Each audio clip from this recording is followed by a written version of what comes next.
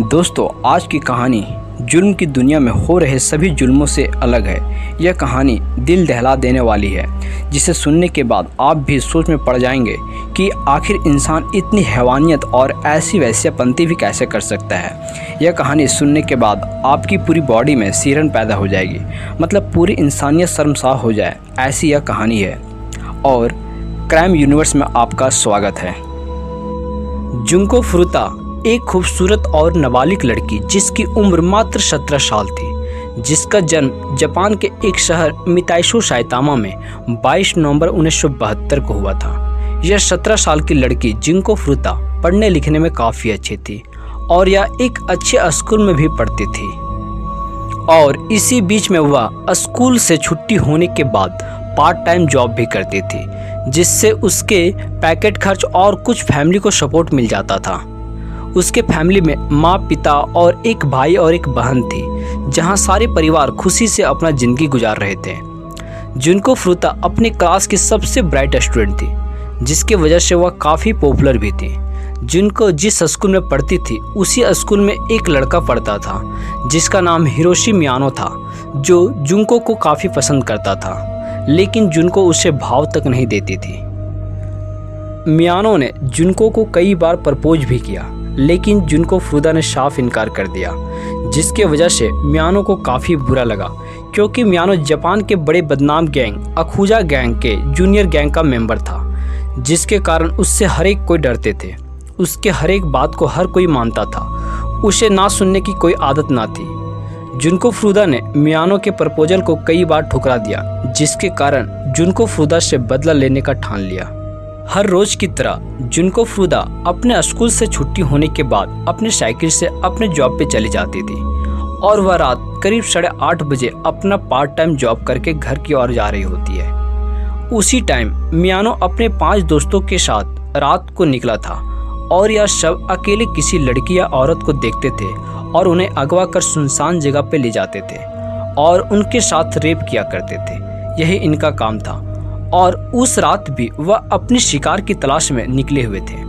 और उसी वक्त मियानो अपने दोस्तों के साथ उसी रास्ते से गुजर रहा होता है, जहां से जुंको फुरुता अक्सर गुजरा करती थी। तभी मियानो की नज़र उस लड़की पर पड़ जाता है, और उसे जिस मौके की तलाश थी वह मौका मिल जाता है। मियानो के कहने पर उसका दोस्त भागकर जुंको के पास जाता है और उसे धक्का देकर साइकिल से गिरा देता है, और वह भाग जाता है। उसके बाद पीछे से मियानो उसकी मदद करने के बहाने उसके पास जाता है और ऐसे पहुंचता है जैसे उसे कुछ पता ही ना हो। मियानो उससे कहता है, चलो मैं तुम्हें तुम्हारे घर तक ड्रॉप कर देता हूं, क्योंकि काफ़ी रात हो चुकी है, हो सकता है ये लोग दोबारा तुम पे अटैक करने की कोशिश कर सकते हैं। वह उस पर भरोसा कर लेती है, क्योंकि जुंको मियानो को जानती थी, क्योंकि दोनों एक ही स्कूल में पढ़ते थे। जुंको मियानो के साथ साइकिल पर बैठकर जाने लगती है। कुछ दूर जाने के बाद मियानो जुंको को एक सुनसान जगह पे ले जाता है, और वह अपनी असलियत बताता है कि मैं अकुजा गैंग का मेंबर हूँ, और जिसने तुम्हें धक्का दिया वह मेरा दोस्त है, और मैं जैसा कहता हूँ वैसा करो। अगर तुम शोर शराबा करने की कोशिश की तो मैं तुम्हें जान से मार दूंगा। यह बात सुनकर जुंको डर सी जाती है। जुंको फुरुता मात्र 17 साल की छोटी बच्ची थी, और मियानो को लेकर टोटल 5 लोग एक साथ एक करके उनके साथ गैंग रेप किया। उसके बाद मियानो और उसके दोस्त आराशी डिस्ट्रिक्ट के घर पे जुंको को ले जाते हैं, और वहाँ पर भी उनके साथ बारी बारी से एक करके उनके साथ रेप करते हैं। वो घर दरअसल लोगो मिनाटो का ही था। वो अपने माँ बाप के साथ उसी घर में रहता था, लेकिन उसके माँ बाप काम की वजह से ज़्यादातर घर से बाहर ही रहते थे। दूसरी तरफ जुंको के माता पिता काफ़ी परेशान थे। उन्हें काफ़ी जगह जुंको को ढूंढा, पर कहीं भी जुंको का पता नहीं चल पाया। अगले दिन जुंको के पेरेंट्स पुलिस स्टेशन पहुंचकर मिसिंग रिपोर्ट लिखाते हैं। उसके बाद पुलिस उसकी छानबीन करना शुरू कर देती है, और जब मियानो और उसके दोस्तों को यह मालूम होता है कि पुलिस जुंको के छानबीन कर रही है, तो उन्होंने जुंको को डरा धमकाकर जुंको को अपने घर फ़ोन करने को कहा, और उन्हें यह बुलवाया गया कि अपने दोस्तों के साथ वह बाहर कहीं घूमने निकली है, वह ठीक है, एकदम से सुरक्षित है। जुंको की यह बात सुनकर उनके माता पिता को तसल्ली हुई। उन्होंने पुलिस कंप्लेंट वापस ले ली। अब मियानो और उसके दोस्तों को पूरी आज़ादी मिल गई, और वह मिनाटो का घर, जहां जुंको को रखा गया था, अब वह उनकी अय्याशी का अड्डा बन गया। इस घर में अब मियानो के दोस्तों और अखुजा गैंग के मेंबर्स का आना जाना शुरू हो गया। जब तक जो मर्जी आता तब तक जुनको के साथ बलात्कार करता। कुछ दिन बाद मिनाटो के माँ बाप को यह बात पता चल गया कि यहाँ क्या चल रहा है। उसके बावजूद भी उनके पेरेंट्स ने कुछ नहीं कहा, क्योंकि उन्हें पता था कि मियानो अखुजा गैंग से जुड़ा है और उनका खुद का बेटा मिनाटो भी इस जुल्म में शामिल था। इसलिए उन्होंने बदनामी होने की वजह से पुलिस से कुछ नहीं कहा। जैसे जैसे वक्त बीतता रहा वैसे वैसे जुनको के ऊपर जुल्म बढ़ ही रहा था। इसी तरह 7 दिन बीत चुका था और इन 7 दिन के बीच जुनको के ऊपर 100 बार से भी अधिक बार बलात्कार हो चुके थे। उनके ऊपर काफ़ी जुल्म किया जाता था। लोग दिन भर भूखे नंगे रखते थे, कई नशीले पदार्थ देते थे और जब जी चाहे तब उसके साथ पूरी गैंग रेप किया जाता था। और भूख लगने पे उसे जिंदा कॉकरोच खिलाया जाता था और प्यास लगने पे उसे खुद उसी का पेशाब को पिलाया जाता था। और तो और दिसंबर के महीने में हड्डियां कपा देने वाली ठंड में भी उसे नंगे बदन बालकनी में छोड़ दिया जाता था। मगर इन सब अत्याचार होने के बावजूद भी जुनको को उन्होंने नहीं छोड़ा। 9वें दिन किसी तरह जुनको फ़ोन के पास पहुंचती है और वह इमरजेंसी नंबर पर कॉल करती है और जैसे पुलिस ने कॉल उठाया उसी वक्त मियानो पहुंच जाता है और कॉल कट कर देता है। जुनको के कॉल करने से मियानो को गुस्सा आता है और वह सिगरेट जलाने वाले लाइटर का तेल उसके पैर पर डालता है और जला देता है ताकि वह भागे नहीं, वहीं रहे। ये सारी चीज़ें होती रही, दिन बीतता गया मगर जुनको के ऊपर हो रहे जुल्म कम नहीं हुए।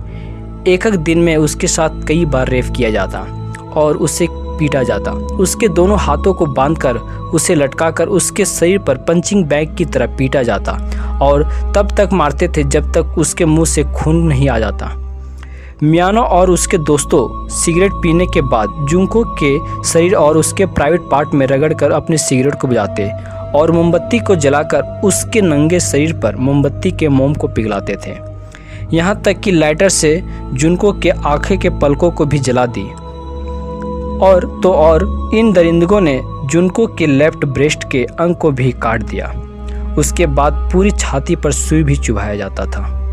मगर इसके बाद भी उनका हैवानियत कम नहीं हुआ। उसके बाद जुनको के प्राइवेट पार्ट में कभी लोहे की रड को डालते तो कभी बोतल को डालते तो कभी कैंची डालते। यहाँ तक कि एक बार उन लोगों ने उसके प्राइवेट पार्ट में जलता हुआ बल्ब को भी डाल दिया।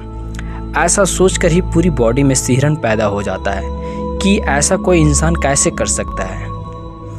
इसी तरह 30वां दिन आता है। उसकी हालत काफ़ी बिगड़ चुकी होती है।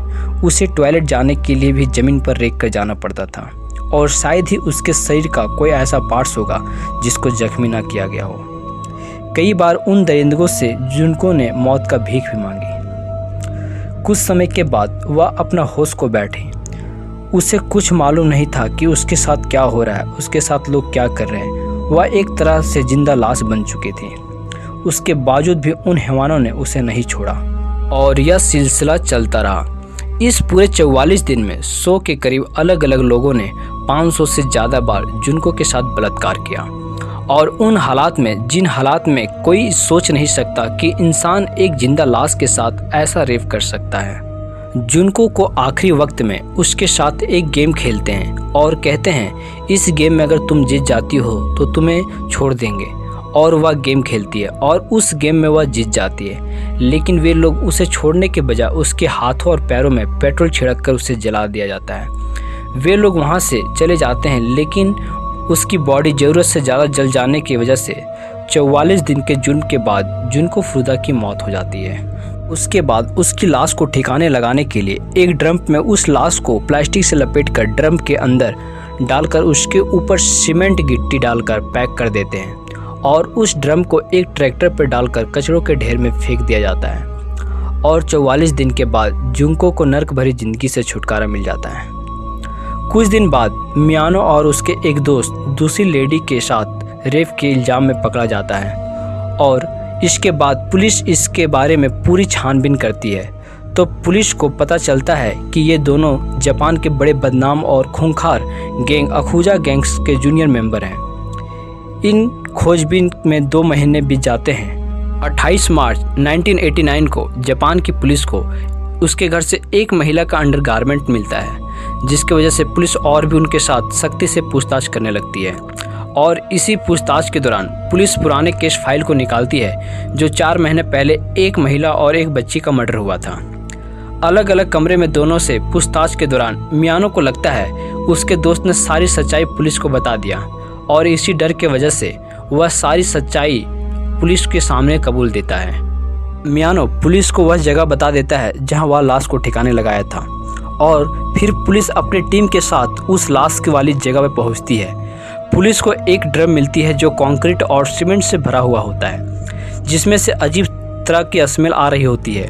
और जब उस ड्रम के कंक्रीट को तोड़कर हटाया जाता है तो उस ड्रम में से एक लाश निकलती है जो लाश पूरी तरह से सड़ चुकी थी।